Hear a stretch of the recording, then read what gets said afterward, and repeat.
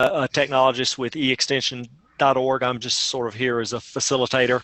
If this is your first time using Zoom, you'll notice there should be a chat and a Q&A button down at the bottom of your Zoom window where you're seeing me now. You can use the chat to chat with either panelists or other attendees that are on this webinar. We would ask that if you actually have questions for any of the panelists to put those questions inside the Q&A box there. When you click on the Q&A button, you should get a box that pops up that looks similar to a chat window. Any questions you have, if you'll enter those there, we'll either answer those at some point throughout the slide, or we'll wait till the end of the formal presentation to answer those questions. At this time, I'm going to turn it over to Gloria Edwards. Hi, everybody. Thank you so much for joining this webinar. Southern Rockies Fire Science Network is a organization, federally funded, grant-based organization based here in Fort Collins, but we serve portions of southern Wyoming, eastern, central Utah, and Intermountain Colorado, as well as the Black Hills of South Dakota and Nebraska, Wyoming. And our purpose is to share fire knowledge from mesas to mountains. That means facilitating online and face-to-face and networking opportunities where we're sharing science, wildfire science-related information between researchers, managers, and communities. And this webinar is a good example of that. We work closely with Landfire to help promote their products and get their information out. We have a hotspot on our YouTube channel about a short narrated PowerPoint that shows a little bit more if you'd like to look at that later. And I did post a chat that we're recording this webinar for future reference. So if you know of folks that weren't able to participate today, we'll be posting it online. So that's all I want to say. I want to extend a huge thank you to Mark Locklear in North Carolina for facilitating this today. And a huge thank you to Jeannie Patton of Landfire, as well as Jim Smith, for helping this work today. So we're really interested in your feedback. We'll be having a poll towards the end of the webinar about how you heard about this, and we hope to poll later about what you think about this webinar, if it was useful. So enough said. I'm going to close my video, so it won't be distracting. And Jeannie, I'm turning it over to Jeannie for a little bit of Landfire introduction and information. Thank you.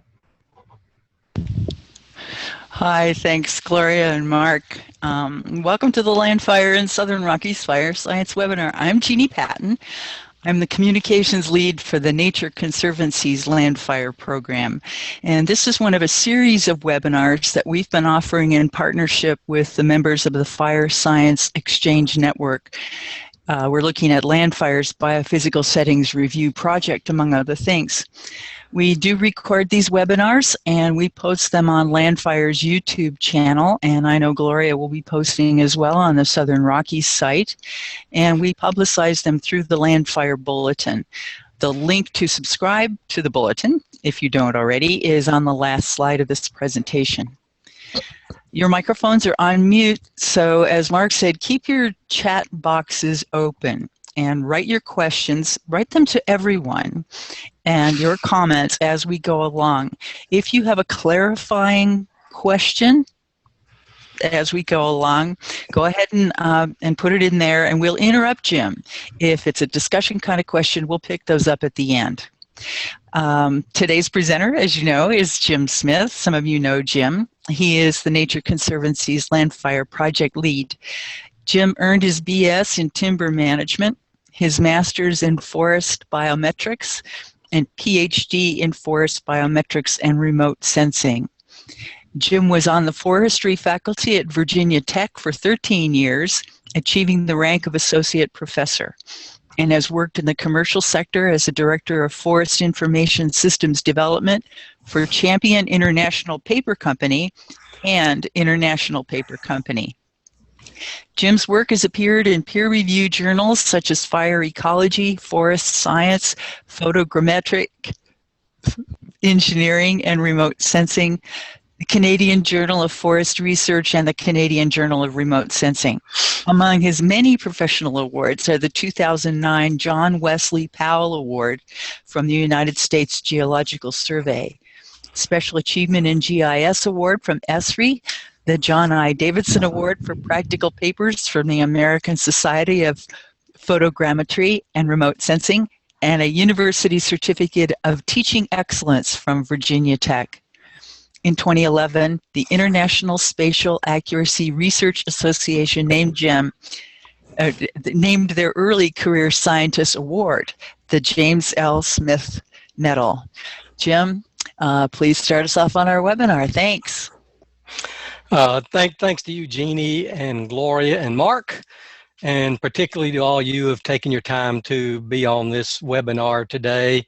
We know time is precious, and I'm hoping that I can make this information useful to you and ultimately compelling so that you can help us improve the Landfire suite of products. So I consider a measure of success today that, one, you understand a bit better about what the Biophysical Settings product suite is, but also that you'll then participate in helping us improve that model set. So greetings from Jacksonville, Florida, where I live and work, warm and humid.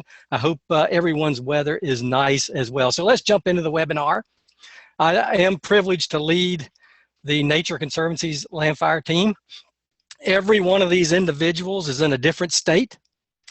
Hopefully somewhere close to you should you want to contact us. But we play a small role in the Landfire program. Most of the Landfire team is actually resident in these particular federal agencies, the U.S. Department of the Interior and the U.S. Forest Service houses most of the team. But we work with Landfire through a cooperative agreement with the U.S. Forest Service. So never hesitate to contact anyone on our team. You'll see the emails again before we're done today. So today's agenda, first, again, I want to describe a bit about the model set and make sure that you understand what it is and how it fits in with the rest of the Landfire product suite. Next, we're going to talk about how the models have been used, and then an opportunity for you to help us improve those models. So starting at the top, we have the what, in the middle we have the why, and in the bottom we have the how. So you're going to see those words again before we conclude the webinar today. But first I need to talk a little bit about the Landfire program in general so that you see basically the context in which we're operating. And Landfire is a data creation program. And whenever you create a product, you have design criteria that are established for you. They create an environment in which you operate. And the original Landfire Charter was signed by the Wildland Fire Leadership Council back a decade or more ago, really created this set of design criteria that we operate under. And I kind of try to, it's not every one of the criteria, but I think it's the critical ones. And it's easy for me to remember when I start them all with the letter C. So I'm going to go down here and make sure you understand the context in which we operate. So when you see Landfire, you need to think comprehensive, consistent, compatible, and current. Comprehensive basically means all lands. That includes the continental US, Alaska, Hawaii, and in the past version or two, we've also been given the responsibility to include the Pacific and Caribbean island territories such as Guam and Puerto Rico. So every Landfire product has to cover all lands. The second C is consistent, and Landfire attempts to create a consistent set of products across the nation, across geographies, as well as across versions. And when I say attempts to, it's not possible to be completely and utterly consistent if you try to do better at different times or create more useful products through time or across space. But we do try to be as consistent as possible across space and across time so that comparisons can be can be made between the different geographies and between the different time periods. The third C is compatible. All the products that Landfire creates must match both geometrically as well as thematically. So we need to use the same kinds of legends across vegetation products, no matter where we are in geography across all these different places that we have to map. All the products have to match spatially, geometrically. So it is one of our operating principles that you be able to utilize the data basically the moment that you obtain it from us. And then lastly, that Landfire products need to be as current as possible. And the as possible comes in because the other three design criteria above do create some issues when it comes to creating product sets. So right now, Landfire products are developed on a 2-year cycle and are delivered 2 years later than the period they represent. So right now, Landfire 2014, representing landscape conditions on December 31, 2014, should be delivered for most of the US, for most of the lands, by December 31, 2016. So we're on a 2-year cycle, 2 years after the date at which they represent. So remember these 4 things. They do create an environment in which we operate. So let's briefly talk about the Landfire product suite. The most visible product suite for Landfire are all the spatial data sets. And those are almost all 30-meter arc grids. There are some polygonal databases within the Landfire product suite, but most are 30-meter grids. They fit into one or another categories of data. Historic vegetation type. Our classification system is ecological systems, although we are now currently working on including an NVC classification as well at the group level. Then we have current vegetation, both type, height, class, and cover. We have historic fire regime information. We have plot and event databases, what we call the Landfire Reference Database. Some of those event databases, which are activities or things that have happened on the landscape, some of those are polygonal databases. But anything we have that was given to us and that we're allowed to share, you can have in terms of plots or event parameters. We also have fire behavior layers, a disturbance layer, an annual as well as compiled disturbance layer, and then pass-through topographic information from the National Elevation Data Set. So there's 23, 4, 5, something like that, spatial data sets that Landfire makes available to you for download on our landfire.gov website. We also have what we're going to talk mostly about today, the biophysical settings, models, and descriptions. And when you see the word biophysical setting from Landfire, that refers to pre-European settlement conditions.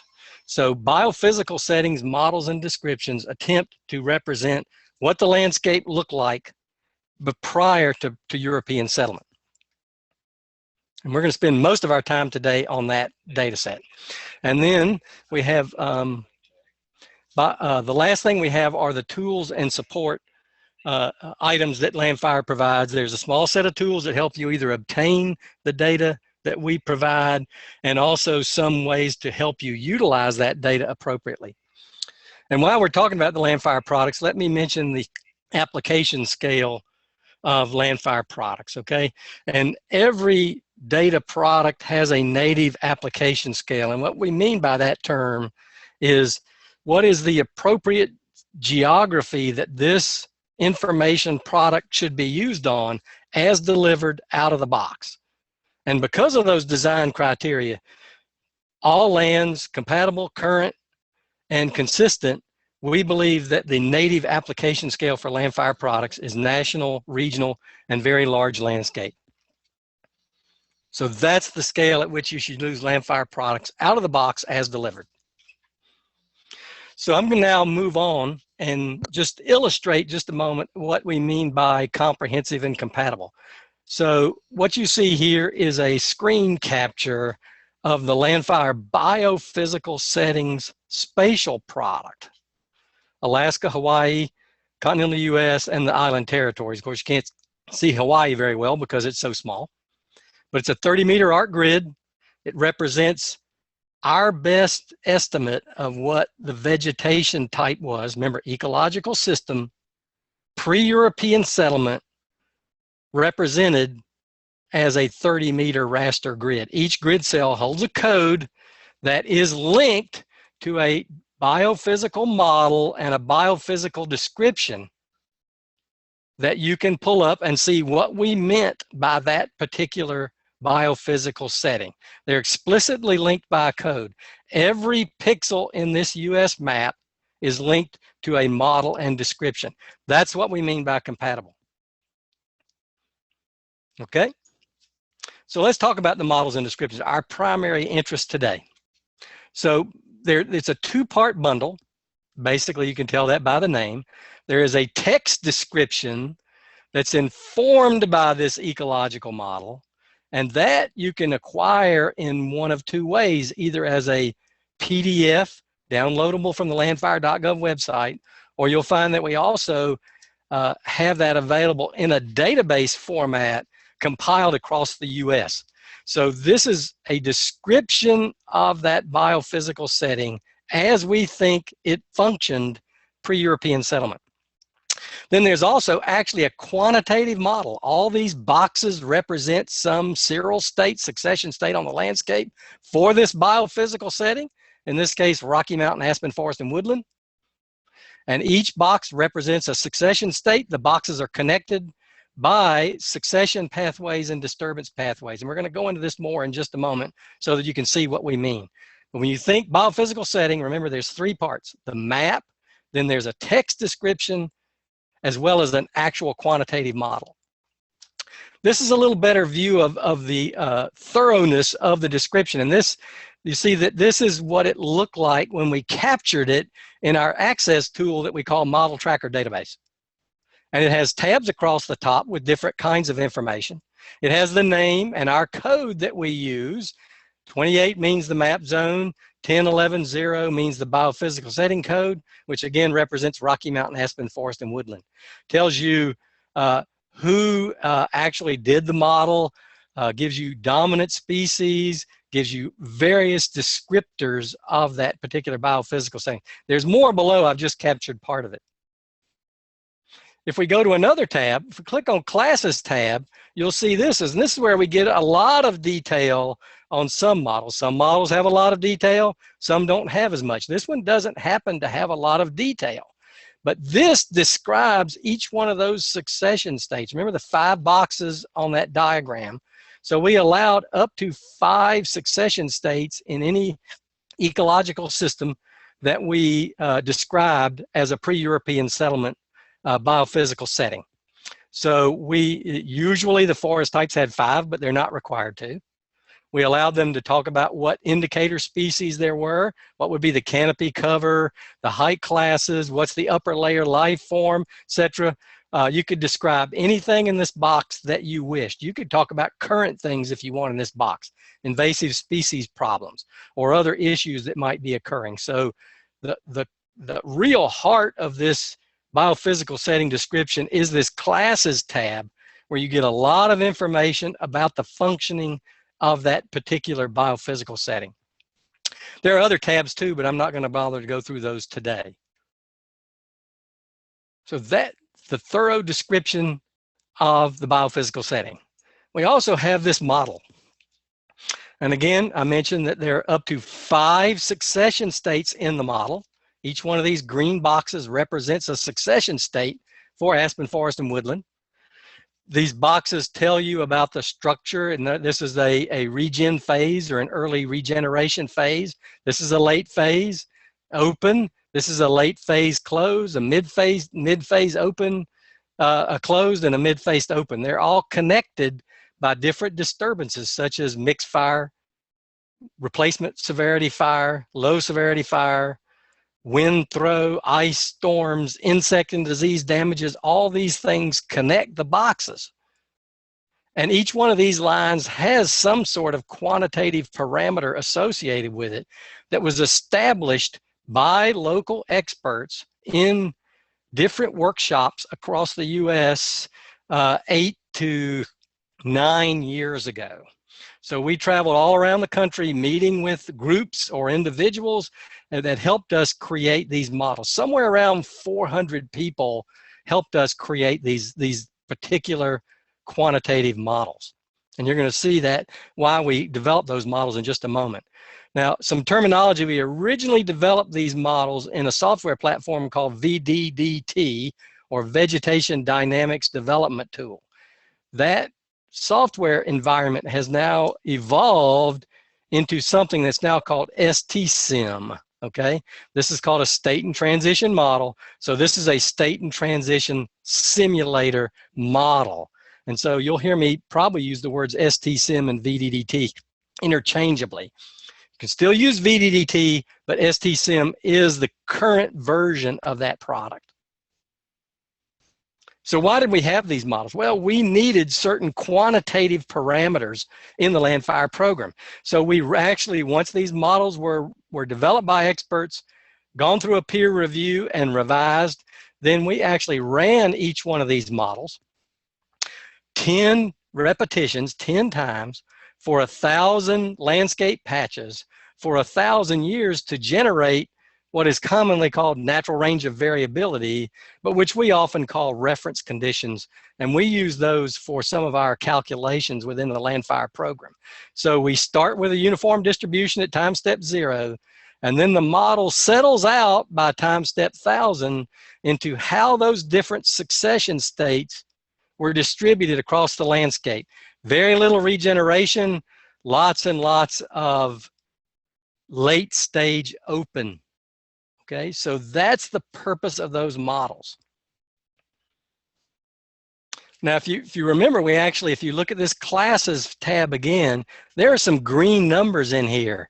And just so you know, this is where we actually went. The green indicates where we actually went to the results of the model, pulled the results out, and put them here in this worksheet. So the green numbers come actually from the model that we just described running. So 5% of this landscape pre-European settlement of this particular biophysical setting would, we think, have been in the regeneration phase. Okay, there are also numbers pulled out of the model in this other red circle that you see up here in the disturbance tab. Again, I don't have time to go into that, but we actually pull the actual probabilities of the different severities of fire, low, moderate, and replacement severity, and put them into the worksheet as well. So there are things we pulled out of the model to put in the description. These model and description are explicitly linked. So where do you find these models? Well, on the landfire.gov website, at this particular URL, it's actually under the vegetation tab. See this tab of vegetation? If you click on this tab, you'll see a link to vegetation dynamics models, and you'll see this page where we have some background information on how we created the models, what they're intended to represent, how we think they should be used. If you actually want to see the models or get them yourself or the descriptions, you can click on this red button. And if you click on the red button, you'll see this web page, which has compiled database links at the top. Remember STSIM? That's all Landfire biophysical settings models in one database in STSIM format. These are all those descriptions that I showed you, compiled for the lower 48 states and Hawaii. And here they're compiled for the Alaska. And Alaska is slightly different.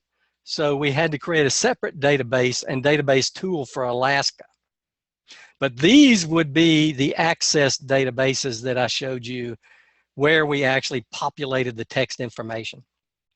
If you want individual map zones, you can go down below, click on an individual map zone, and get a VDDT set of models for a particular map zone and the PDF descriptions of each one of those models. So this is where you go get sets of models by map zone. This is where you go get compiled databases for the entire US. Okay, so now let's talk about why we should care about these models. Well, these models were the source of fundamental ecological information for mapping biophysical setting. The models are where they determine where they should occur on the landscape prior to significant European settlement. What elevation ranges, what slopes, what aspects, what soil types, what kind of places should this have occurred in. That information came out of that text description. The models are also where we get all our fire regime attributes. What are the historic fire return intervals? What were the fire severity distributions? How much replacement fire did we have versus low severity fire? And the models also created our fire regime group attribute that you'll find in the biophysical settings spatial data. The biophysical settings spatial data also is an important component of the fire behavior fuel model rule set. So Landfire creates the Scottenbergen 40 or the Anderson 13 FBFM spatial data using a set of rules, again, that were derived from local experts. One of the items within a rule that someone could use is the actual biophysical setting information. So that's actually important, not just for the biophysical setting map, but that translates through to the fire behavior fuel models too, if they chose to use that as one part of the rule. And then finally, within Landfire, we use these models to, as I mentioned earlier, to create this pre-European settlement succession class distribution that we use for our departure calculations. What at one time was called fire regime condition class, which now we call vegetation departure and vegetation condition class. So that's why these models are important to the Landfire program. But Landfire has been used tremendously outside of the Landfire program. It is a publicly available data set. It does cover all lands. It is relatively current, compatible. The products are consistent, so they've been used across the nation. And what you see here is just a select set of the applications that we're aware of. There's actually probably more than 1,000 of them. We just picked out a few interesting ones and created this web map that you can find at this URL at the bottom, maps.tnc.org/landfire, where you can see this and zoom in on particular parts of the country and see ways in which the Landfire product suite has been applied. Now, not all these balloons represent applications of the model set themselves, the descriptions or the models, but some of them do. This is a general Landfire application map that we call the WHAM, the Web Hosted Application Map.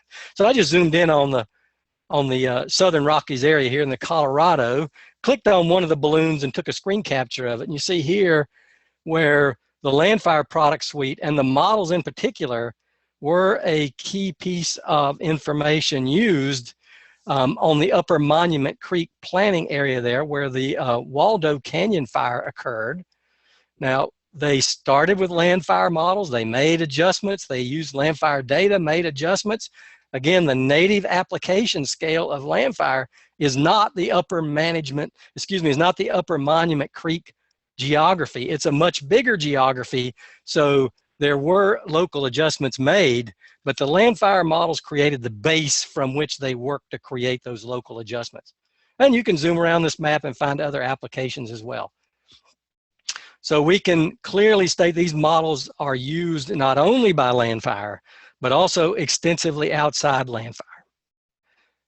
So what that means to us is that we need to make them better. It's been nearly a decade since they've been reviewed. There was extensive duplication across map zones within the model suite. So we have decided and gotten the sanction from the Landfire program to undertake a formal review of all biophysical settings models and descriptions. And while we're doing that, we're also taking comments on the biophysical settings spatial data. It's not the focus of our work, but we certainly want to hear about the spatial data as well, because those things are intimately tied.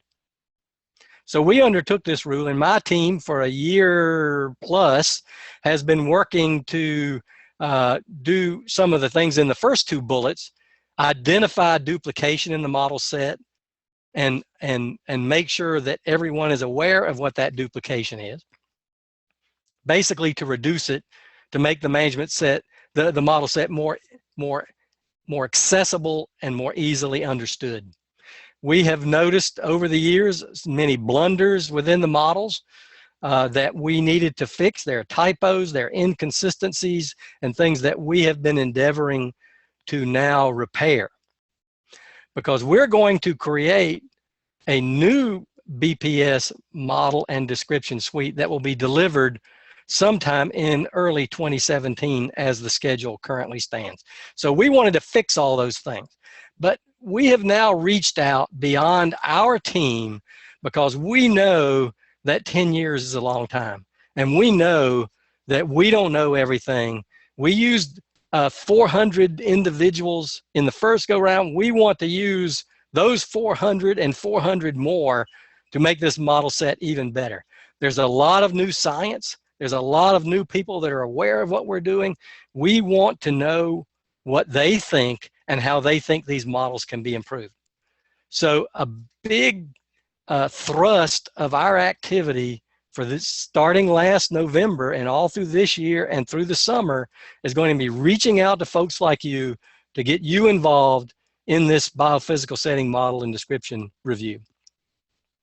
Now, once we have the models reviewed, this also gives us an opportunity to, we think, create a better delivery system than we have available right now, as well as get everyone familiar with the new modeling software, which is more powerful than it was in the past. And just by delivering in a more effective way and using better modeling software, we make the product suite more useful to you, the potential user community of this product. So that's why we're undertaking a review. Lots of people are using the models. They need to be fixed. They need to be improved, and we need to deliver them more effectively. Because our philosophy is the more people we get involved, the better the product. Yes, it does create issues for us. Not everybody agrees on how these models should look. We've been through some storms, but we still believe that by listening to people, by reaching out, we will create a better product. Frankly, it would be easier on me and my team if we just reviewed them ourselves. But that's not the best way to do this. We really need folks like you to join in this review and help us make this product suite better.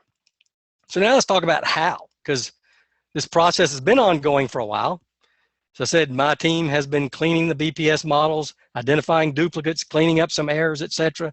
And then what we did was we posted these less repetitive, clean documents on a dedicated review website.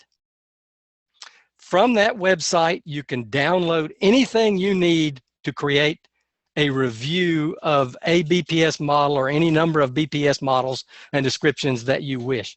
You can just review the description, or you can review the model, or you can do both. We created this website so that you could do it at your convenience. We know how difficult it is to travel somewhere, to actually be a part of a meeting to do this review. So you're free to do that at your leisure in your office. However, if there's a significant group of individuals somewhere that want to get together and have a meeting, we can support you through a webinar, perhaps even through an on-site visit by us to help you conduct this review. So you can do it yourself, or you can get our help. You can have a group, or you can have an individual. This URL here, landfirereview.org, if you select that, you'll see the homepage here is captured here at the bottom of this slide. This is what you'll see. It's strictly dedicated to the biophysical setting model and description review process. So if you go to that website and you click on review, you'll actually get to this particular website. This is the heart of the matter, because this is where you go and actually find something to review. You see you'll always see some supporting information in the sidebar that may help you. You'll see a video overview here, a link to a video that may help you. But once you're ready to actually do something and actually create a review, you get your BPS descriptions by clicking on that link. And you'll get to this particular page right here, which actually has a review spreadsheet where you can filter the spreadsheet or sort the spreadsheet by name, by geography, by general vegetation type, or by fire regime group. You can select specific biophysical settings to show up in this by, of course, the typical spreadsheet sorting and filtering using the down arrows. Once you've identified what you want, you click on the blue link, and you'll be prompted to download a document first. And at the top of each document, you will see instructions on the review. You're not by yourself. We've provided a lot of instructions, but if you ever have any questions, anyone on my team will help you sort through the questions that you may have. So read the instructions, then you'll proceed and scroll down, and you'll see a description, in this case, Rocky Mountain, subalpine dry mesec, spruce, fir, forest, and woodland. And you can edit this particular document in Word using track changes and make any suggestions to it that you wish. Then we'll ask you to save that document and send it back to us so that we can take a look at your review and see if and how we can incorporate it. Now, one thing we've done, because not a lot of people want to actually look at the model itself, we've actually taken the parameters of the model, the quantitative parameters, the different age class states, the succession pathways, all the disturbances, their probabilities or return intervals, put them in the document so that you can also edit those. But if you want to download the model, we certainly encourage that, and run the model and see how it works and provide comments on the model directly as well. But most people, frankly, will probably just comment on the description and the parameters as they're provided here. So everything could be done in Word. Save it, send it back to us. Now, we're asking that anyone that does this to try to get it back to us no later than June 30, so that we will have time to review the review, make adjustments, get additional review before we have to actually compile everything and create a new product suite. However, that June 30 is a little soft. If you're a few days after that, that's fine. Or if you call us and make other arrangements, that's fine. But think of June 30 as a soft deadline for returning this review to us. So the take-home message is what? Remember, what, why, and how. Landfire has 3 parts: the biophysical setting suite, spatial data, text description, and a state and transition model, all explicitly linked. They all go together. We're asking for a review because these models and descriptions are important to the Landfire program, many internal processes, but also critically important to external natural resource communities who have applied these models. It is one of the most complete encyclopedias of ecological information that's available. And the how, go to our particular website. You can download anything you need to talk to us about this particular biophysical setting and model and description. So don't hesitate. Any questions, contact anyone on the team. We'll give you just a very quick update on the Landfire process. We are in the 2014 spatial data update right now, which are layers that may have had some sort of change since the last Landfire version because of growth or because of fire, insect disease, wind throw, whatever. We're going to update those vegetation and downstream layers and deliver those within the next 10 or 11 months. We are also planning a remap. We've been updating layers for the last 3 or 4 versions, but we think it's time to start over with a new set of base layers, and we're in planning for that now. That's where we have an opportunity to actually improve the biophysical settings spatial data. So while that's not our focus, we do want to get comments about the biophysical setting data so that we can incorporate that in remap planning and make that product better. We anticipate that's going to take 2 to 3 years to complete that remap. It begins in a few months, and the actual delivery date will depend on a few decisions that are yet to be made about the product suite and other items that we have to integrate.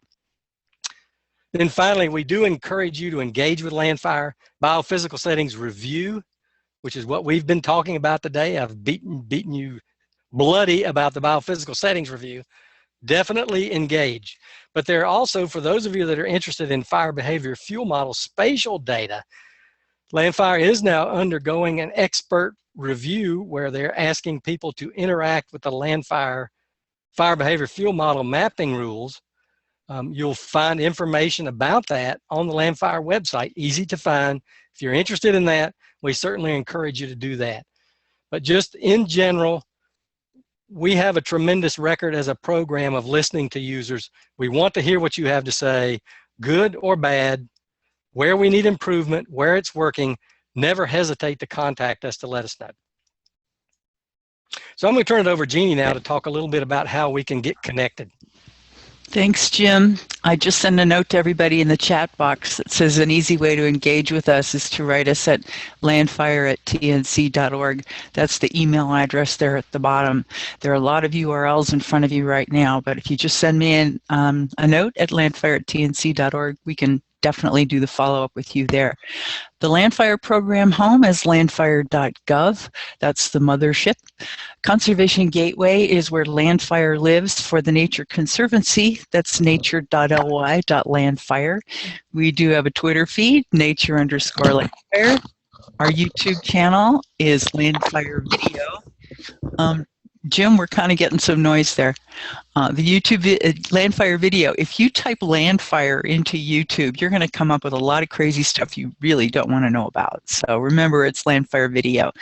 We do have bulletins and postcards that we send out alternating every other month. Our May bulletin just went out.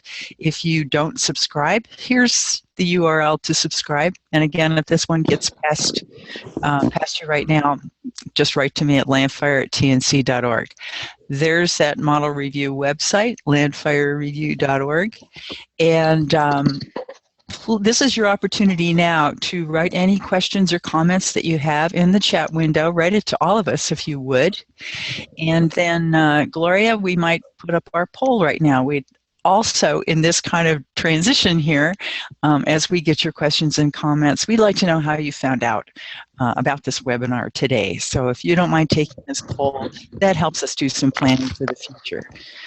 So Jim, back to you, and I'll monitor the chat window and see if we've got anything coming in. Thanks, Jeannie. So I'm open to any questions about not just the biophysical settings review, but also about any aspect of Landfire that you have.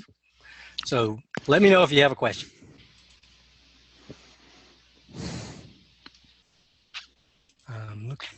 Jim, I might just do a clarification here. You mentioned that June 30th is the deadline, so to speak, for getting BPS review materials in, and went over the whole idea of it being a Word document. Is June 30th like hard and fast? What if we've got people who want to contribute, but they can't get it in by June 30th or send it later? What happens with those reviews? Well, what we've done is we needed to establish a deadline because we are responsible for creating a new product suite sometime, as it stands right now, in early 2017. So we couldn't just leave it open. So we established a deadline of June the 30th. However, again, we will take your review comments anytime, and we will do our best to incorporate them. But there will come a point when we basically have to wrap things up and create this next product set. But so I would encourage you to be as close to June 30th as possible.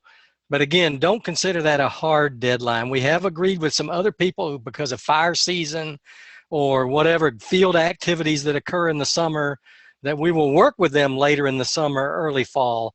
If you have that kind of issue, then definitely contact us so that we know, and we'll do our best to accommodate you. As close to June 30 as possible, but don't consider that a drop dead date where we're going to ignore you completely after that day. And I have kind of a follow-up question to that. While people are taking the poll, we haven't got any chat questions in yet. One of the questions that I hear a lot is, what do we mean by expert review? How much of an expert do I need to be in order to participate in this review? Well, that's a good question, Jeannie, and I'll be honest and say we've been criticized for not having a definitive statement about how expert you have to be. We were criticized on the academic front by folks saying we should only have people who have done research in these systems provide feedback. We have been criticism from field practitioners who say we're the only ones that know what's going on in these systems in terms of disturbances and succession and function. And the truth is, we accept anyone who is willing to take the time, who's willing to make the effort to do a review. We don't check your qualifications at the door. However, if you provide us a review that's quite different from what we've received from other individuals, that doesn't have supporting information, we may end up having to discount that review. So we kind of look for the preponderance of the evidence among all the reviews that we receive in order to determine what we're going to do. So rather than check qualifications at the door, we check what they provide us against the literature, against the supporting information they provide, against all the other reviewers. So I would tell anyone who has an interest to provide a review, to not worry about being an expert. I'm not an ecologist. Okay? I'm not one either. I'm not a fire ecologist or an ecologist. But I do know something about the way some ecosystems function, and I think you do too. So we'll accept any review from anyone, anytime, not just this year, by the way, but into the future.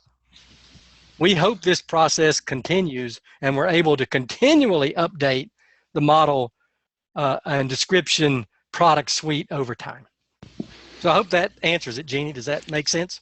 Yeah, thanks. And we do get that a lot, so I appreciate the clarification. I'm not seeing any follow-up questions or comments in the chat box right now, Jim. It looks like this has been pretty clear, and we know people can send questions afterwards to landfire@tnc.org. Gloria, I'll turn this back to you for any closing remarks. Thanks, everybody, for attending the webinar. It's really great working with you. Hi, everyone. Thanks so much for attending today. I did post a question for all of you on the chat box. I'm interested to know how some of you use this on your end. We have a lot of people that recognize agency folks, managers, people who are faced with complex management and decision-making issues daily. Perhaps some of you can toss out a word, or maybe we can do another poll later and find out some of your feedback on some of the issues you've had in applying some of this information, ways to make it smoother. This is my first time to really go through the Landfire process and see how intricate it is. And I'm sure that there are ways in the future with new technology and new computer programming to change some of those. So I'm interested to hear more from you guys. I wonder too, I'll take opportunity to ask a question. I do web development work, Jim, and I'm just wondering about the data. You say a lot of this data is publicly available. You talked about file formats. Some are there CSVs, you know, as a web developer, CSVs and those types of data are the first thing that come to mind to me. Can you say a few words about the data types that are available for people to look at if they want to access the data? Oh, yeah. So I'm sorry, my screen seems to have blanked out. So let me see. I must have gone into sleep. So basically, if you go to landfire.gov, there are 3 or 4 different kinds of data. If you download the spatial data, it comes in a zip file that has all the associated tables and things that are needed to use that data. One of those, Mark, is a CSV file that has all the attributes that you need to display different attributes for each one of the spatial layers. But it's an art grid. And that has a number of different folders and things that are associated with it. But you get it all in one zip file that you then unzip, and then you can access it directly from within ArcMap itself. So that's the primary way that we get spatial data to you. The models, the compiled model descriptions, they're an access database, but again, they're delivered in zip form because some people's firewall won't allow an MDB file. So it comes as a zip, okay? And that's how you get it. If you have trouble getting a zip file, and some people even have that, we have to find another option for you other than a traditional zip file. So that's how you get the model. The text descriptions can come down either as a Word document from our review website or as a PDF from landfire.gov. There are different ways they're organized and arranged, but those two different formats are available to you. And in terms of the other data, like the tools, some of those are, again, zip files because they are like ArcMap toolbars or something like that. So they come down and then they have an install pack that comes with them that help you install those particular tools. So I hope that gives you what you need. It does. Sure. Okay. It does, and I would say I'll say a comment about having worked with the Cooperative Extension Service and the Department of Agriculture too, that you're absolutely doing the right thing by making this data publicly available. I'm sure a lot of folks have heard the term big data, and this is exactly what you're providing here is big data to folks. When you open data up like this, folks like me who are web developers and other folks, when they have access to it, you never know what kind of cool things they're going to do with it. So you're absolutely taking the right approach to not only make the data publicly available, right, but also this review process that you've got in place that are allowing other folks to help out. One thing I didn't mention, Mark, which relates to your question, is that you can download either a map zone's worth of spatial data.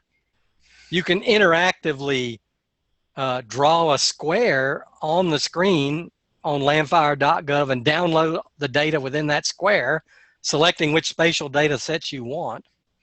Or you can download the entire nation mosaiced together for a particular spatial product all at one time.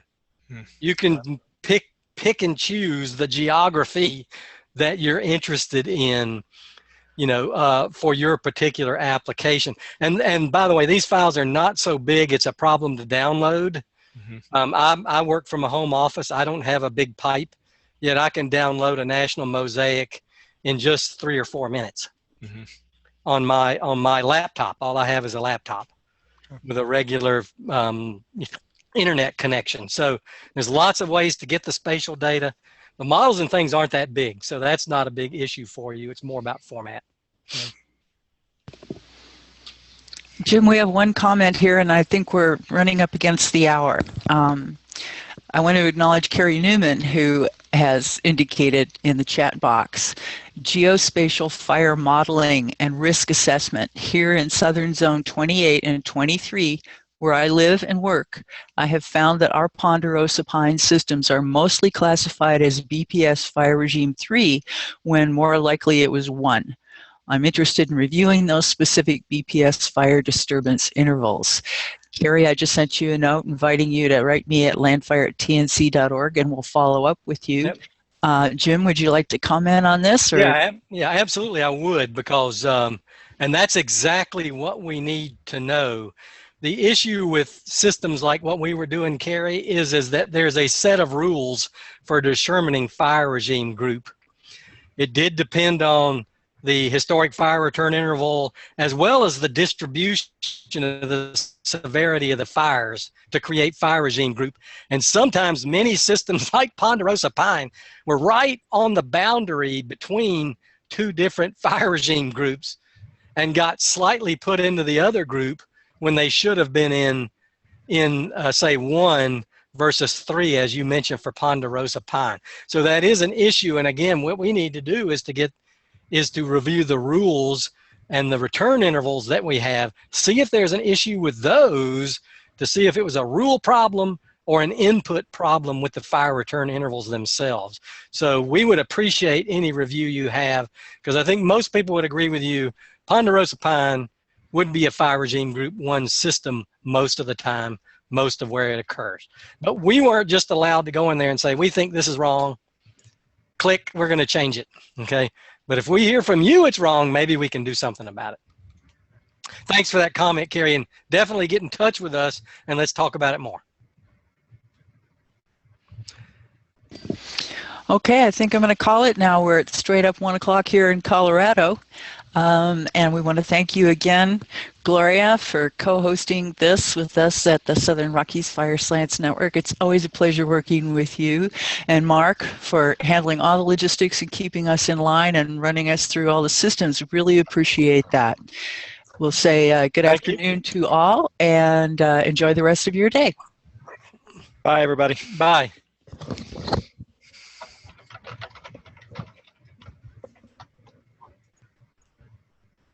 Ah,